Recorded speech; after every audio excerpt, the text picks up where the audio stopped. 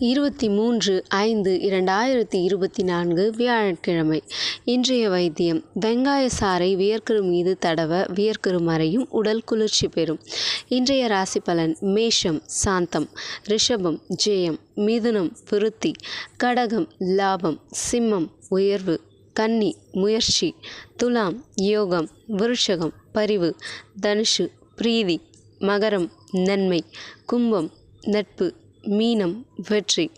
இன்றைய ராகு காலம் 1:30 3 மணி வரை, யமகண்டம் 6 7:30 வரை, நல்ல நேரம் காலை 10:30 11:30 வரை, கௌரி நல்ல நேரம் பகல் 12 1 மணி வரை, இரவு 6:30 7:30 வரை, சந்திராஷ்டமம் ரேவதி, பரிகாரம் தைலம்.